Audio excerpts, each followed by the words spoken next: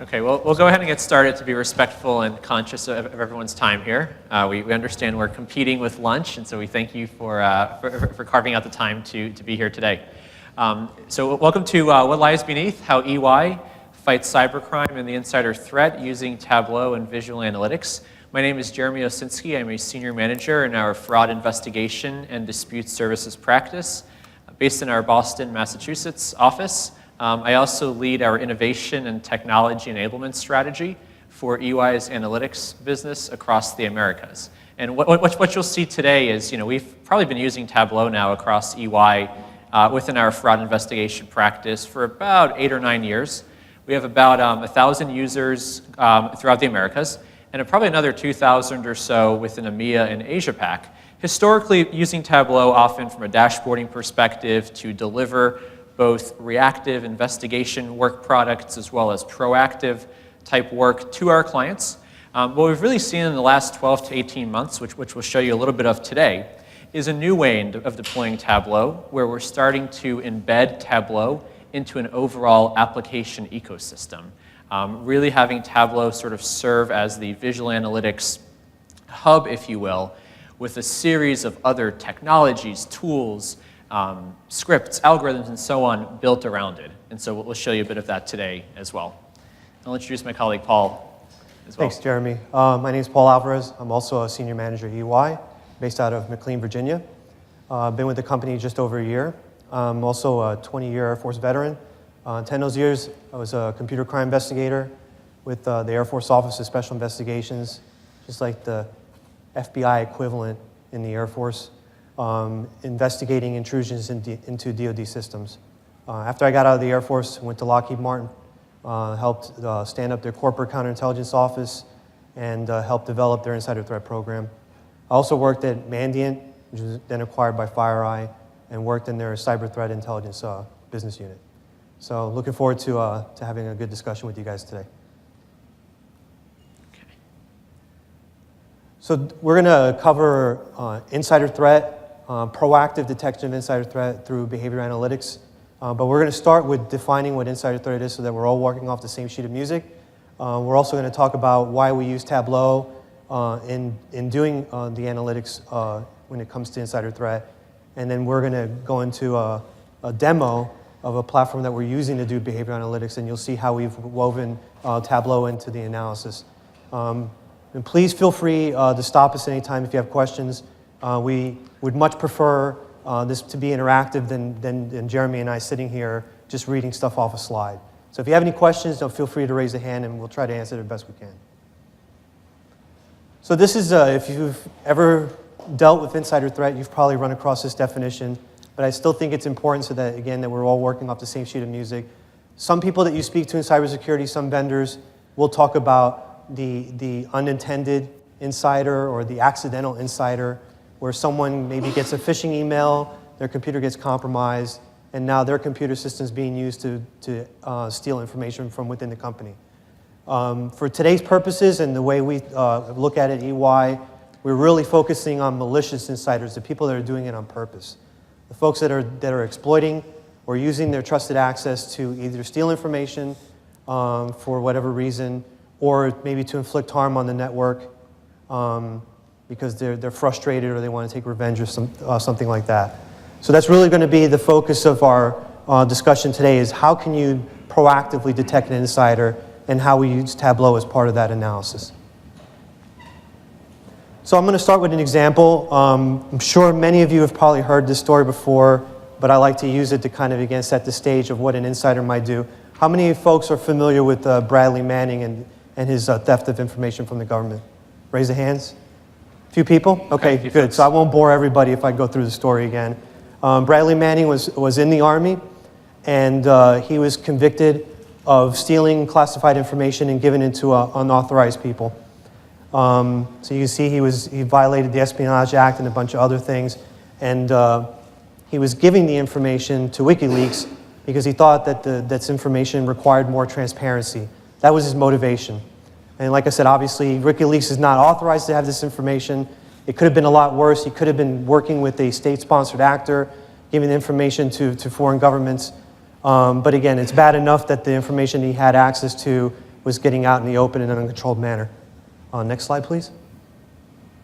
So one thing I want to point out with this particular case, it's very similar to a lot of insider threat cases because there are a lot of indicators that insiders give off before, during the theft of sensitive information or IT sabotage. It was well known within his unit that he had psychological issues. He would act out. There was one instance where he actually punched a fellow coworker in the face. A lot of the coworkers were telling their supervisors that he probably should not have a clearance to view this information. There were a couple of coworkers who said he probably shouldn't be deployed because they didn't know whether or not he would be able to handle the situation or be able to handle classified information appropriately. He was looking at a bunch of information that was outside of the scope of his job, and because there was no mechanism in place to track that stuff, nobody was aware that he was collecting all this information and giving it out. In fact, the only reason they found out that he was doing this was because someone else that he was in contact with on the internet, had advised the government that he was doing this. If it wasn't for that, he probably would have been doing it for a lot longer. And really, I mean, his method of getting the information out was relatively unsophisticated. There was one situation where he had taken a CD, made it look like it was a music CD. He loaded it with a bunch of files and walked out the door, and nobody knew that he had done. In fact, he was pretending to sing the music off of the CD so he would look like he was listening to music when he really was doing was loading a bunch of information to a CD. Does anyone know by any chance, by the way, what CD he said it was, who the singer was? Does anyone know by any chance? No? He said it was a Lady Gaga CD. So everybody thought he was listening. Yes, you knew that? What's that? What's a CD? Okay. Nice. Well, that's a good question, actually, because in a lot of the facilities, USB drives were not authorized. So it would look less conspicuous if he had used a CD versus using a removable thumb drive. But yeah, that's how he blended in. And like I said, if it wasn't for someone that he was communications with, letting the government know that he was stealing classified information and providing it to WikiLeaks, no one would ever have known about it. That's why the things that Jeremy and I are going to discuss today are going to show how we can be a little more proactive in trying to detect someone stealing sensitive information and how we use Tableau to visualize that. Next slide, please. So one of the key things that we talk to people about insider threat when they're thinking about developing a program is the importance of having all the key stakeholders involved in this. A lot of times when we talk to clients about insider threat, they really look at it as a technical solution or as a geek issue. And it really isn't. It requires a lot of different key stakeholders to be involved in order for it to be very successful. Some of those look obvious. You know, incident response team is pretty obvious. The CISO is pretty obvious. But it really does require people like from human resources, for example. They have a lot of information about the employee that would be useful in trying to figure out if the person is going to be an issue with handling sensitive information. The in-house counsel is going to be extremely important because they're going to need to provide feedback on what's authorized and what's not authorized when it comes to analyzing information determined insider threats, especially overseas because there are restrictions on privacy, privacy requirements, overseas that you don't have to deal with in the United States. So if you don't have that legal analysis to be able to determine what's allowable and what's not, you might step on your toes. And so one of the good things is that if you have good visualizations, it's going to make it a lot easier for these folks to consume the analysis and have an understanding of what the risk is. A lot of other solutions may not provide rich visualizations, and it makes it a lot difficult to digest it. And again, it's going to drive the idea that this is a technical issue or a geek issue, where really it is a human issue. You have a human person behind the keyboard, and that's what we need to focus on. Jeremy? That's right, Paul. Yeah, and really from a Tableau perspective, you know, Tableau, we're finding increasingly serves the role of almost an information exchange or brokerage, if you will, in a way in which all of the 8, or even in some organizations, many, many more stakeholders around an insider threat program can really come together and consume information in a way that's highly visual and highly interactive. You know, from an insider threat perspective, you know, we often will hear from an organization, well, that's kind of an IT problem. They have scripts on the network that will detect if somebody's accessing a nefarious site. Or we hear, that's kind of an HR issue. There's a training module or a webcast we gave to our employees a year or so ago. But the reality is when we're able to take large volumes of data, and we'll show you a few instances of that here shortly, we can really sort of make it impactful and powerful and demonstrate to many organizations that there is often an increasing insider threat or a persistent insider threat within an organization, and it's really incumbent upon all the different groups here to act upon it and consume the information available within Tableau or visualization tools to better make decisions. Whether that's if you are representing, say, a CISO type function, an information security function, those are the folks who are often looking at alerts, mining through alerts, detecting, performing investigations. If you're, for instance, in the legal side of the business, they too need access to information very, very quickly and readily. They're often responding to, and we're seeing, a real uptick in, subpoenas, regulatory inquiries, so on and so forth. And in fact, even just most recently in the last few weeks, we've seen an increase around insider activity, which is very interesting, and a slant even in the consumer banking space, post kind of Wells Fargo, sales practices, reviews, and so on. We've seen, banks now start to ask increased questions around, well, gee, the CFPB or the FDIC or the Federal Reserve are starting to ask questions, right, around the activities of some of our bankers. And again, by using a highly visual interface, we're able to very, very quickly serve up, if you will, dynamic and powerful visualizations. And then finally, from an HR perspective, those are often the folks charged with managing, maintaining, and maturing the policies, the training around the insider threat program. And so having a way for them to really have a holistic bird's eye view into the effectiveness of their insider threat program has been a real game changer. All right, so why do we choose Tableau as part of our technology stack when it comes to doing behavioral analytics? Well, first, it provides a central point for visualization.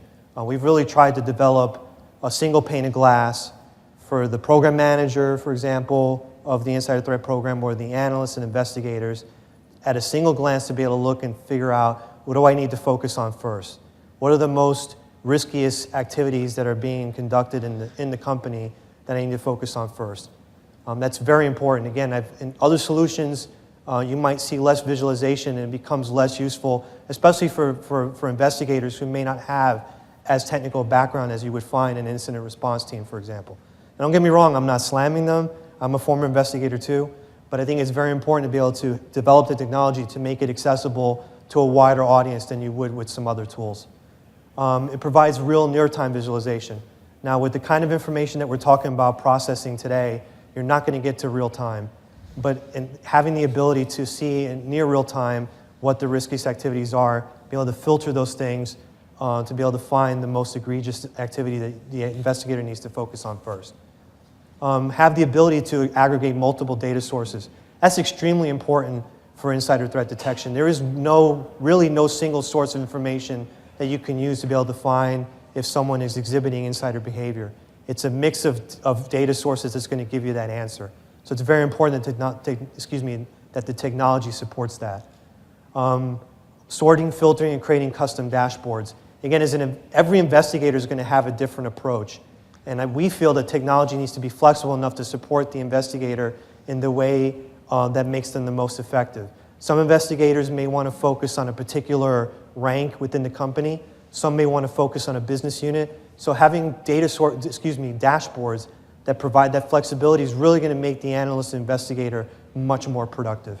Jeremy? Sure. That's a great point, Paul. And then really from a rapid deployment perspective, often, sort of organizations hear insider threat and they think, oh, geez, multi-year, multi-million-dollar, IT project or IT transformation effort. What we've actually been able to do is often many organizations, and I'd venture to say most of the organizations that you all represent, are doing things in the way of insider threat today. And by being able to add data visualization, you can make those programs more effective in days and weeks and not months and years. The ability to also subscribe to periodic dashboard publications has been very helpful as well. We've seen organizations now embed Tableau and especially with the sort of advent of cloud, we have organizations doing this within Azure, within AWS, where Tableau is sort of part of an ecosystem of tools, all sort of functioning together, where alerts will pop up or cases are generated on the basis of those alerts, which we'll show you a few examples of shortly. And then finally, the broad compatibility with different devices has been really huge as well. So the ability to, again, very quickly deploy on different devices, and especially from a mobile perspective. We've had a few really great instances, great success stories of the use of even Tableau Mobile on an iPad or on an iPhone or a mobile device, be able to pull up dashboards or pull up the platform. And even in some cases, sitting in a room or in an interview with an employee suspected of insider threat activities, the ability to actually pull up their records, their data, to say, talk to me about this or explain that, has been a real game changer from an investigations perspective. So in terms of kind of how this works under the hood a little bit, what typically, from an insider threat perspective, and there's probably a multi-million-dollar, even billion-dollar industry out there combating cybercrime, insider threat. Many of those tools, again, great tools, highly mature tools, are largely sort of cyber log focused, right? So they're looking at kind of network activity, logon activity, Windows event logs, so on and so forth. What we've actually found is that to really have a holistic insider threat program and to have one that generates high quality alerts is to start looking at additional data sources. So blending in structured data. Where are employees traveling? What sorts of invoices are they involved in if they're in a sort of finance or accounting function? Pulling in even financial data, pulling in badge data. What facilities are they accessing? Are they in the office on weekends? Are they accessing the chairperson's floor? The C-suite area of the company. Unstructured data, often pulling in and looking at instant message data. In the case of traders, looking at trader IMs, right? Email data, being able to mine through email data, and again, build a single holistic risk model and deploy it using data visualization. From an analytics perspective, we've included just a few examples of the typical types of analytics we'd recommend kind of thinking through. And again, on here you'll see a few of the sort of typical type fraud tests. We're obviously interested in employees who, coming from a fraud background, interested in employees who are, maybe skimming on their expenses or, charging hotel rooms on the weekend and so on and so forth. But we're also interested in employee activity on social media. And we're also interested in, say, conflict of interest type testing. We're also interested in just sort of topic modeling. What is an employee saying? What sort of sentiment are they conveying in unstructured data sources, in email, IM, and so on? And so again, from a testing perspective, we have about 10 or 12 on the screen here. There are organizations that run 50 to 75 different types of tests. Everything from what sort of employees who send in excess of 5 megabytes a day of information out to a Gmail address, to all sorts of nuanced type travel and entertainment and accounts payable type tests. But to really be effective is to take the output of all of those tests and roll them up into a singular composite risk score. Because where I suspect many insider threat programs that we've seen have sort of not failed but stumbled is by taking a very siloed approach, right? So there's somebody who's looking at Paul's activity logging into his laptop. And there's somebody else looking at Paul's travel patterns. And there's somebody else, if say Paul's a trader on a trading desk, looking at Paul's email communication. But really, in the absence of having a highly sort of visual-oriented type way of delivering the analytics, it's very easy to get lost in the weeds. And why this is really important is if we think about the recent Edward Snowden case, right? Probably the most highly prevalent or publicized insider out there, right? In this Snowden case, Snowden actually accumulated, I think it was 1.7 million documents. But again, it wasn't in a single day, or it wasn't in a single script, or it wasn't in a sort of big bang swoop. Rather, it was through a series of calculated steps So, be that communicating with people in the organization he's never communicated with before, putting in IT service tickets for access to different systems, entering the office under odd hours or logging in on the weekends. And again, any of those sort of tests or flags or alerts in isolation are probably a false positive or wouldn't necessarily give us great pause from an investigations perspective.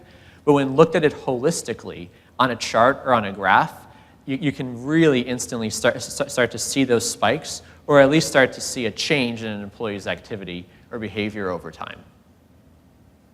And so I'll turn it over to Paul just to kind of briefly go through. We typically view the insider threat in kind of a few different areas: disrupting, detecting, investigating, and responding to the threat. And so I'll turn it over to Paul to go through a few ways in which we're using Tableau, and then hopefully we'll open it up to a live demo here.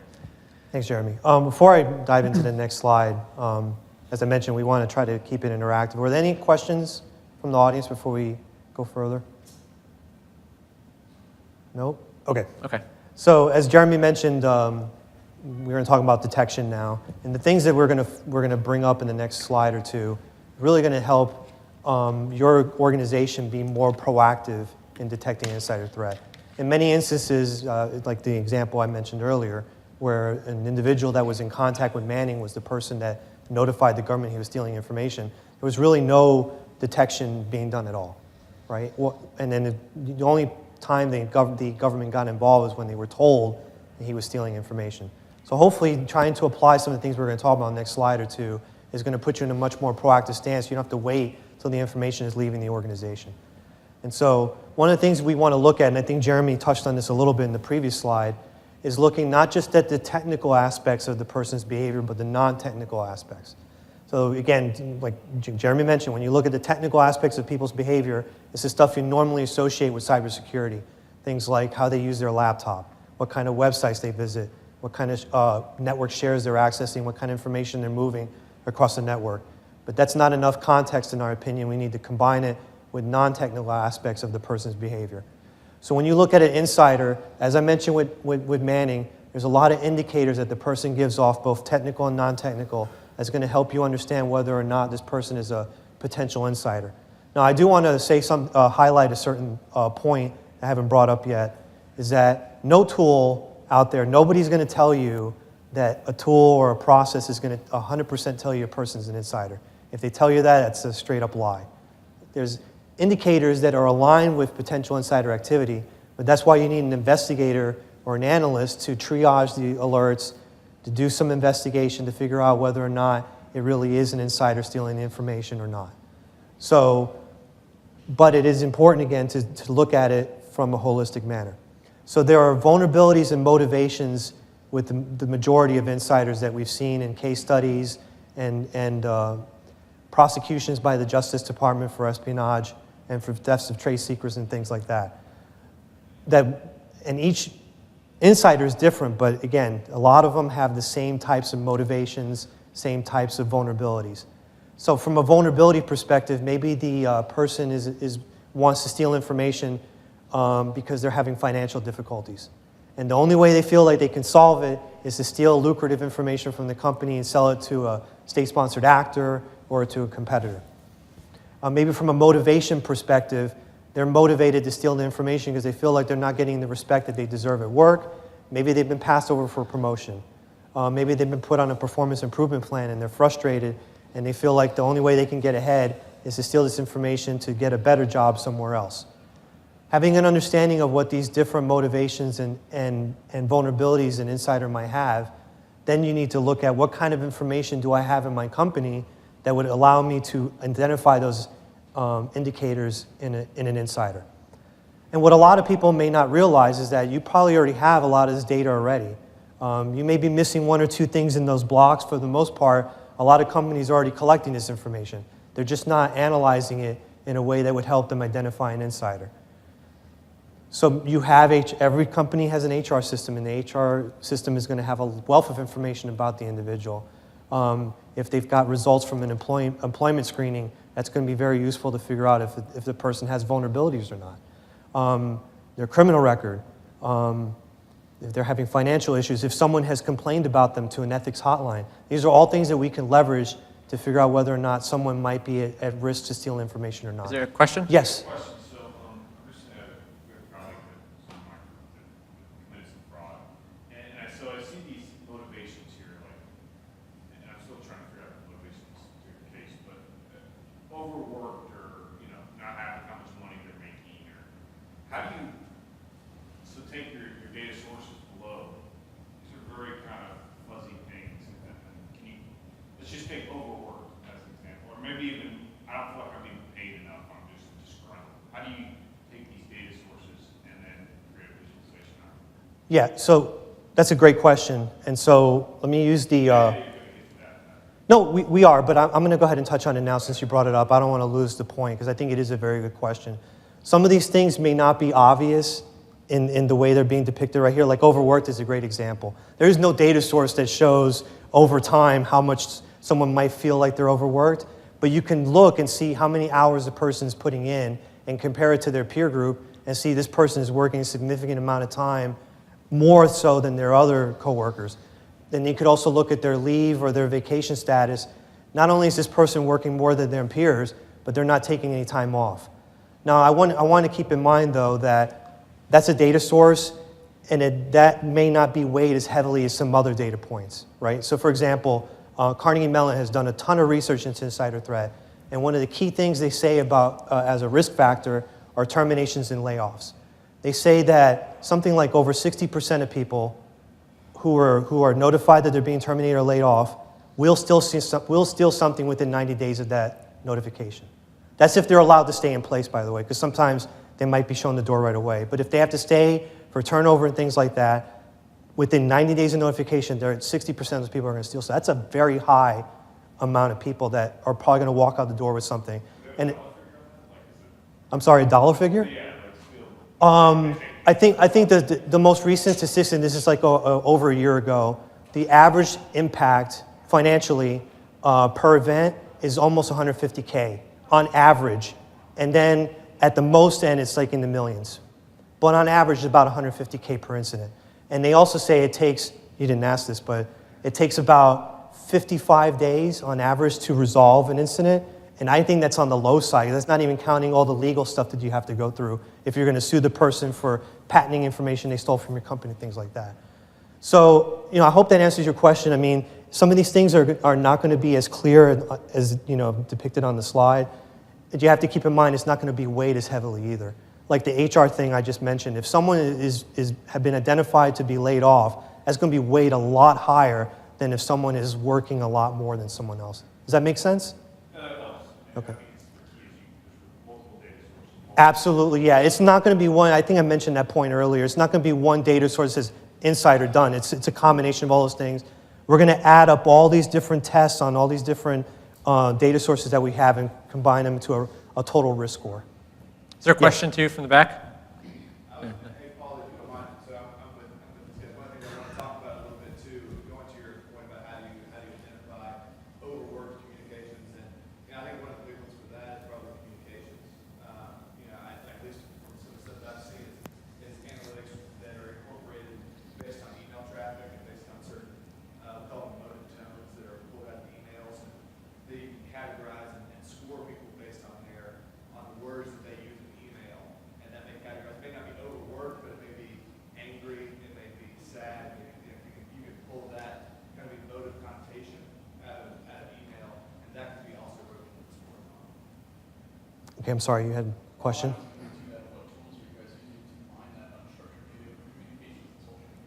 Yeah, do you want to cover Yeah, that, sure. Jeremy? From a social media perspective, we actually use Crimson Hexagon to really aggregate and amalgamate. I think it's Twitter, Facebook, and a few of the smaller sort of social media engines out there.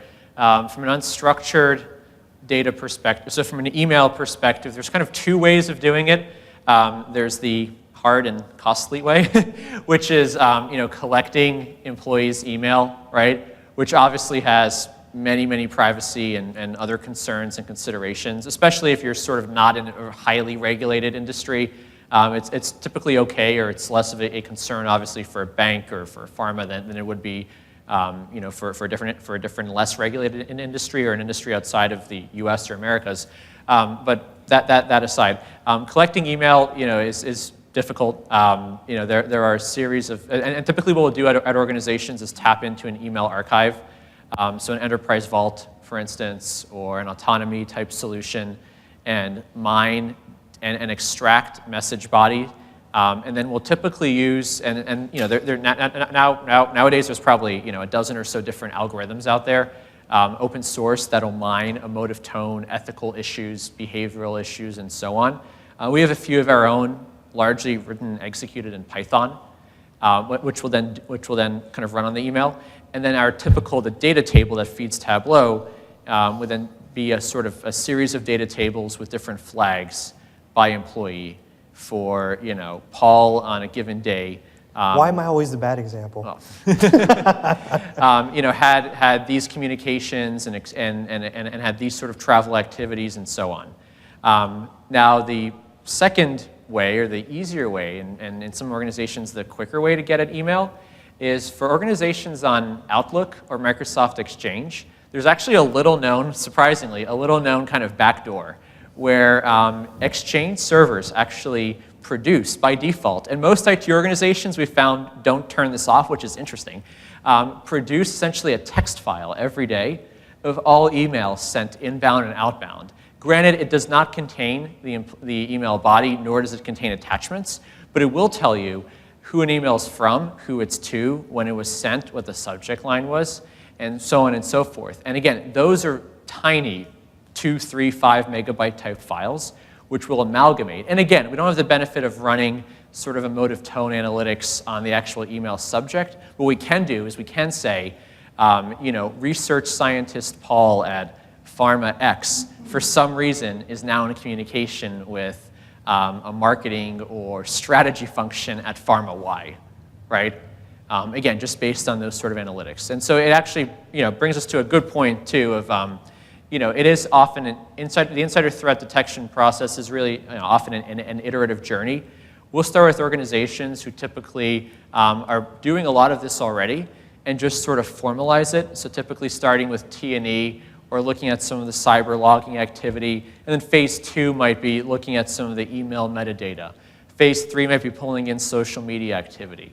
It's really sort of a journey that we'll work with organizations on, and I'd venture to say leading practices would indicate taking that sort of an approach versus kind of a significant sort of heavy lift where there's years and so on of development, building something that may or may not work in the end. Yes. Great question.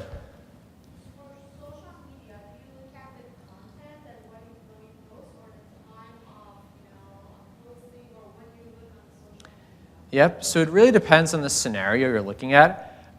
In the sort of M&A, merger and acquisition type world, we've actually, really interestingly, recently found a case where employees were posting on social media 2 days before the public announcement of an acquisition. In most cases, though, outside of the kind of M&A sort of flavor, we're more looking for just general tone, general sentiment. It's very difficult, as you know, to map a Twitter handle to a specific person, right, or a Facebook account to a specific person. But what we can do is, through some of the algorithms, is sort of identify pools of employees. So we can say, I'll go back to kind of banking, right? We can say, and which is very interesting, we can mine, Twitter, even some of the Indeed.com, some of the job posting forums, and even start giving a branch of a bank a score based on what customers and employees are saying, or a district a score, to say, in this particular county, for some reason, employees are indicating that they're overworked and under high pressure and under a lot of stress, whereas in this district over here, employees may feel, say, undervalued or slighted, and so on. So they just have defects that your algorithm will include those, and then it's gonna give the table based on those indexes. Exactly. So we'll typically rank we'll assign sort of a social media or sentiment type risk score. And then all of those would be then combined into a holistic risk score. A great question. Let's go to the next slide, Yeah, please. yeah, we can move along here. So we've talked about vulnerabilities, motivations, things that are not associated with technical indicators. Now we're going to talk about some of the technical indicators. And the approach that we've tried to use really leans toward, and actually lends itself very well to, machine learning. Because the person has trusted access on the network, you're not going to detect these things through traditional signature-based detection, right? If someone goes and he has a legitimate login, he or she, has a legitimate login and goes from their computer system to a network share or to a corporate cloud source and starts moving data, that is not going to trigger anything on your firewall, your antivirus, things like that. So then that's why we have to use machine learning to figure out if there's anomalies in that communication. So if they start to data hoard, they start to collect a bunch of information because they're going to expect to walk out the door with a thumb drive or send emails with sensitive information to their personal account or what have you. Again, those things are not going to be caught through traditional means, but that surge of activity may be an anomaly based compared to their baseline of activity. And so the machine learning will flag that, and then we can assign a score to that activity. So think about it, it's a very powerful combination. If you're looking at these different activities for anomalies, and you compare that to the information you've gleaned of the analysis of their non-technical indicators, that puts you in a much better position, we believe, to identify an insider than if you were just looking at anomalies in their technical activity alone. And this is also, I think, going to provide you an ability to drive down false positives. Because if you, again, combine the aspect of the things that you've gleaned from their HR records, their badge access logs of when they come and go to the building, who they've been calling, things like that, and you combine that with their technical activity, that's going to provide a much different picture of their risk than if you had just looked at their technical activity alone. Okay, great. All right, so actually in the interest of time, we'll just go into some of the live demo here. So just give me 1 second, and I'll toggle over.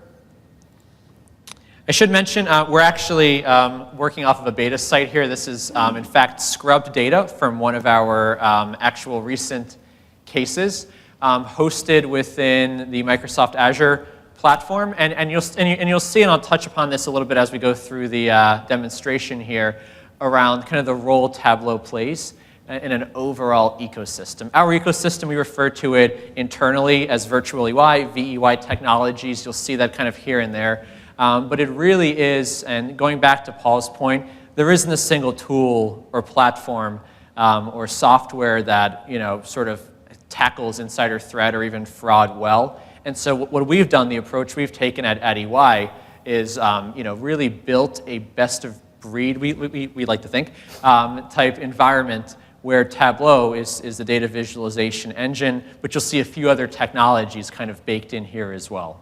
That too has really, from a cost perspective, dramatically driven down the sort of upfront type costs and so on, of investing in sort of one of the traditional big data or type analytics platforms. So I'll take you through a few things here. Hopefully the Wi-Fi continues to hold up. What we'll first show you is the ability to look at different types of alerts. And a few things here we have kind of hacked up just for demo purposes, but if you bear with me here, we can look at, and again, we have different views which we'll offer to different constituents. And so this would be a view that typically an InfoSec or somebody on an IT investigations team would log in and see. And again, you'd have alerts kind of run in the background here. Typical types of alerts for looking at compromised information, so on and so forth. We also have logic kind of built into the background here on how the alerts run. From a background perspective here, we're actually integrating, we have a REST-based API. RapidMiner, in this case, is the tool that kind of does a lot of the orchestration in the background. But let's look, for instance, at employees who were badging into work areas not related to their position. So this would be the research scientist at a pharma organization who is let's say, badging into the marketing or sales type floor or building.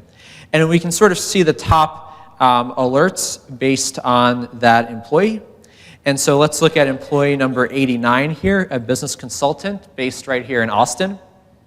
And then we can click on the employee here and start to see what's sort of feeding those alerts. And By the way, the Wi-Fi holds up. You'll notice on the last screen, we don't put anybody's name in that view. We did that on purpose. We masked the name unless you specifically pull up their risk profile. We want the investigator and the analyst to focus on that person because of what they're doing, not who they are. I mean, hopefully the investigators won't have any bias, but we try to remove the bias as much as possible by masking the name. So this will be one of the few places where you actually would be able to see the name and the bio information once you've opened the risk profile. I'm sorry, Jeremy, go ahead. Right, sure. And I'll go through this relatively quickly just in the interest of time here. But we can very quickly see, again, in a highly visual, sort of interactive interface, where the employee sits relative to all other employees, their business unit, or are employees of a similar rank. And so again, the research scientist, let's kind of use that example. He or she may not be too anomalous compared to the entire organization in terms of his or her activities, but when compared to other research scientists, they really, really stand out here, all the way in the top quadrant. And then as we scroll down, we can see some of the key indicators driving that risk. And again, this is scrubbed, kind of sanitized for demo purposes here today. We can see, again, the employees sending large emails with attachments, entering work areas, of course, inconsistent with their rank, and so on and so forth. On the subsequent tabs here, and again, this is actually a different technology, D3, for link analysis. We can sort of see who that employee is communicating with or speaking to.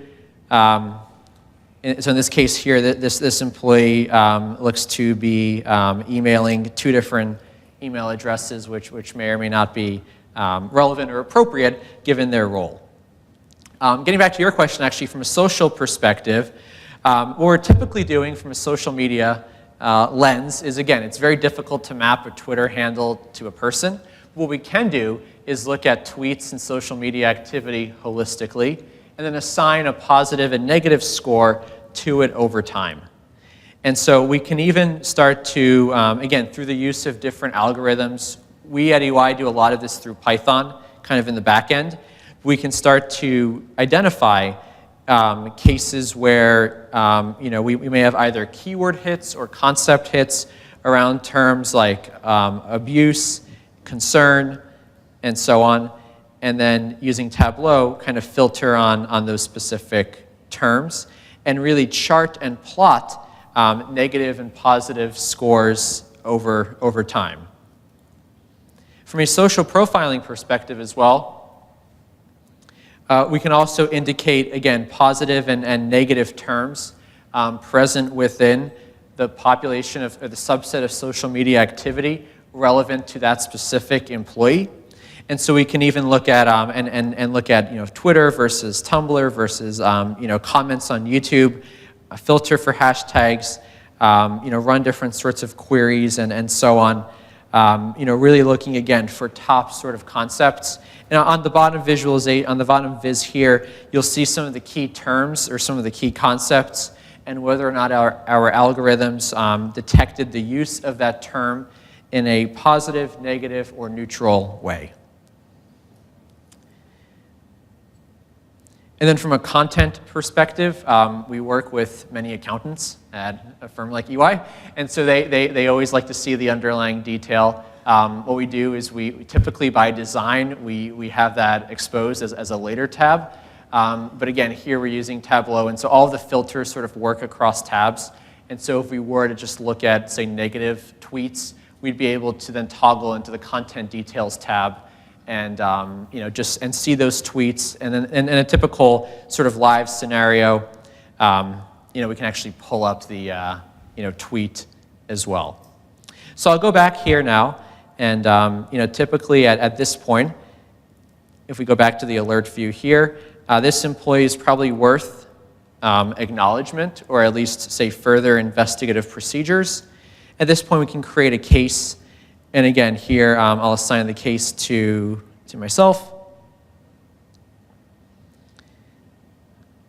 And then typically at this point here, we won't go into this too much here, but if we were to go back to the case, we can at that point start to add additional case notes or interview notes or even responsive relevant emails and so on and so forth. Is there a question in the back there? Can you go back to the multi-tab window where you show 3 scatter plots? Sure. Actually, I may have acknowledged this case already, so I'll just choose another one. That's the one. Yes, so risk scores and indicators. What is your horizontal and vertical axis? Sure. So in this case here, I'll have to, in this demo, I'll have to, check. But it's typically, we'll look at it a few different ways. Frequency, often, or duration. We'll look at, an employee's overall risk score relative to their peers. It really is, very quickly and rapidly customizable based on, kind of what exactly we're looking for. Let me ask again. Horizontal axis, 0 to 100. Vertical axis, 0 to 30. Are those days and incident counts? Sure. So in this case, I'll have to go back and check. This was actually all scrubbed out, but it could be. It could be. It could be as well. Jeremy, you can Yep. check, but I'm pretty sure the bottom, the horizontal is the risk score, because we don't have risk scores more than 100, and then the vertical is probably the number of the population, but we'll double check. Some sort of a date or month or yeah. Sure. It's interesting that you have a tab for the detail. Is that because Tableau is pretty limited when you do the underlying data? It is. It is, yes. We are actually very interested in some of the innovations, shown this morning, though, around, being able to kind of have a viz within a viz. It's probably one of the most common requests we get from our user base. What's that?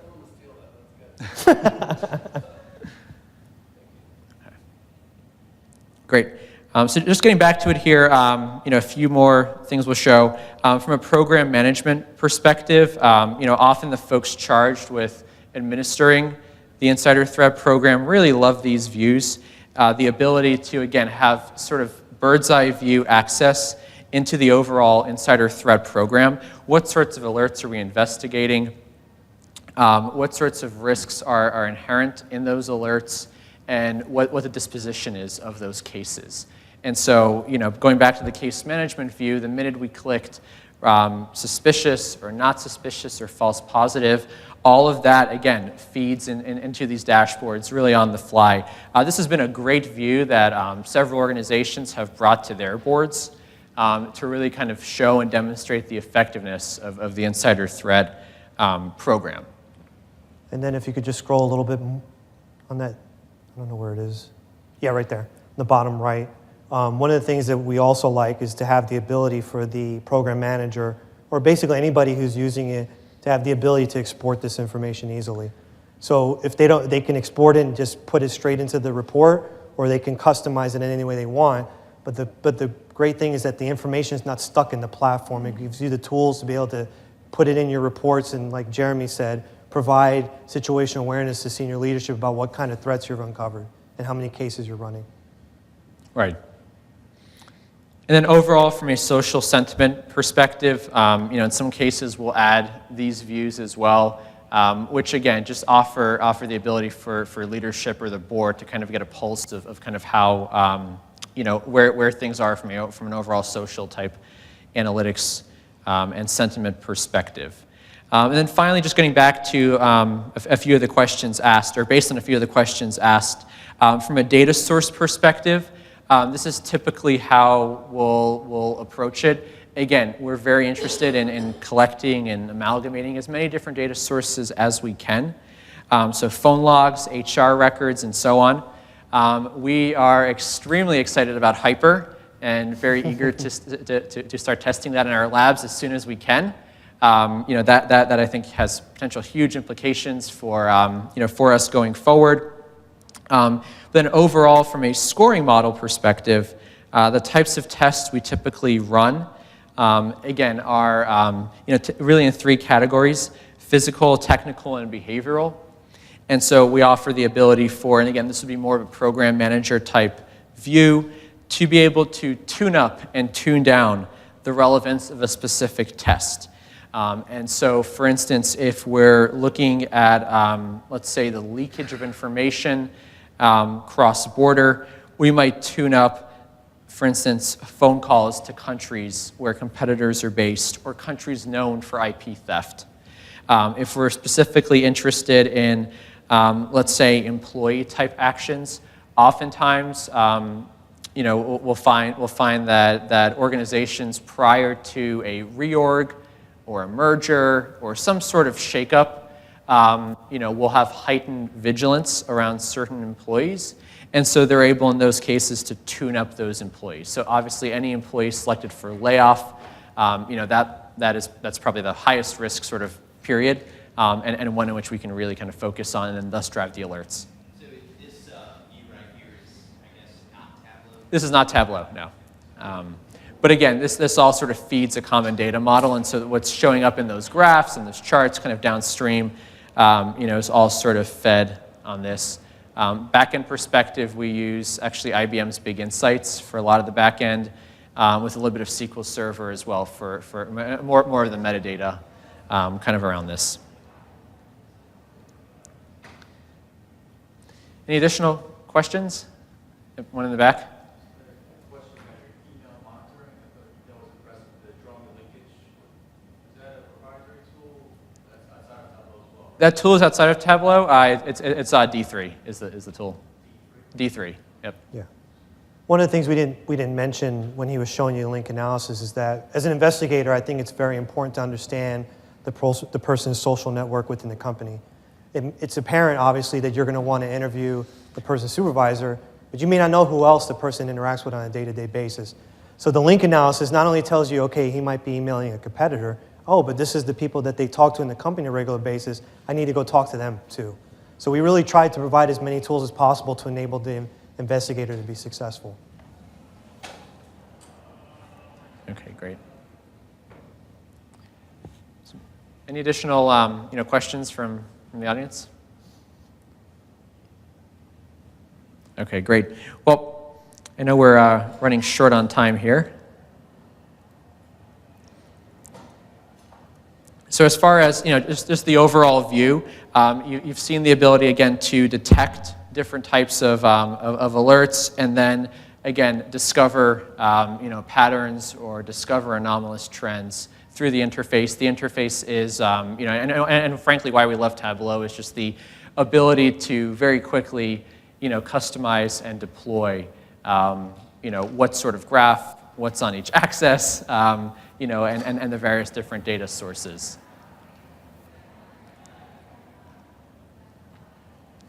And then typically it rolls up, as we showed, into an overall program management type dashboard.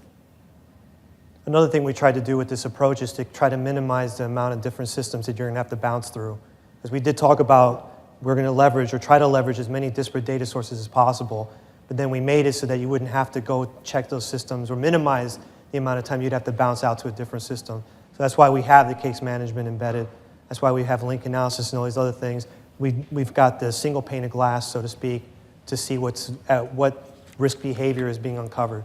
So it really makes the investigator more effective. It has to reduce the amount of time he or she has to go and look at, several different systems to do their analysis. So I think we're pretty much running. We've got like 5 minutes left. Are there any other questions that we can answer for you guys before we wrap up? Well, we want to thank you very much for your time. Really appreciate it. If you have any other questions you want to ask us about our approach to how we visualize or how we analyze information related to insider threat, please feel free to come up and pick our brains. Again, thank you for your time. Really appreciate it. Thanks all.